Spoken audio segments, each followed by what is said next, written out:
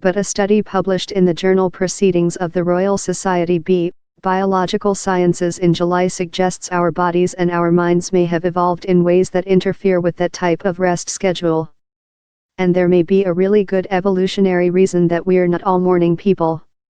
Researchers tested the sentinel hypothesis in humans by looking at the sleep patterns of a rural Tanzanian tribe. Over the nearly 3 weeks of the study, they found that 99.8% of the time, at least one adult in the tribe was awake. The adults averaged just over 6 hours of total sleep a night and spent nearly 2.5 hours awake each night after initially falling asleep. In short, they had widely different sleep schedules. And whether intentionally or not, somebody was nearly always on guard. Even though the Tanzanian tribe isn't a perfect proxy for our ancestors, the group's sleep patterns hold a lot of clues about what our sleep might look like without the influence of cell phones, Netflix, and modern office jobs.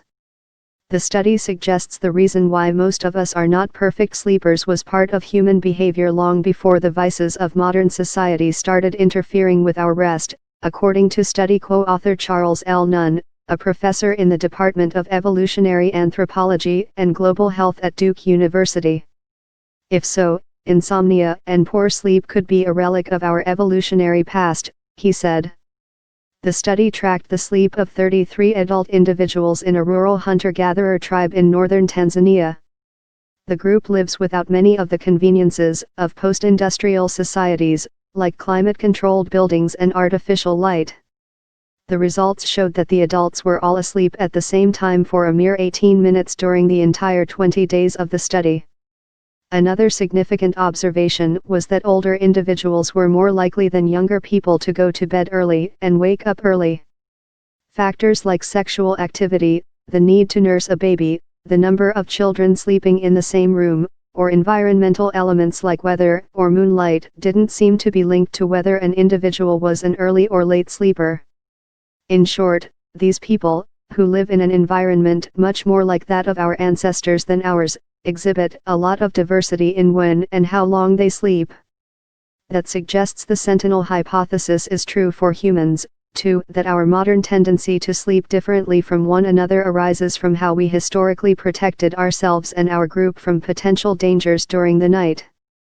In other words, the data suggest that one of the ways evolution has programmed us to sleep to help protect the tribe may not be the best way of sleeping to optimize our individual health. This research drives home the point that human sleep is both flexible and variable, Sampson added. Even though the new research offers an explanation why we don't always sleep in a way that is optimal to our health, that doesn't mean people with sleep problems shouldn't get help, said Rafael Pelayo, a clinical professor of psychiatry and behavioral sciences at the Center for Sleep Sciences and Medicine at Stanford University. It's not fair to say that you should ignore your poor sleep and you're stuck with it. Tough it out, Pelayo said. The individuals in the study did not report having sleep problems. But the research didn't look at their long-term health outcomes, Pelayo noted. The study actually hints at how sleep has improved as humans in post-industrial societies have the opportunity to optimize their rest for better health, according to Nunn. Typical human sleep in the past was not like it is today, Nunn said. Although we lament the erosion of sleep in today's world, including the many sleep disorders that exist, human sleep in privileged Western environments may be the best sleep our species has ever experienced.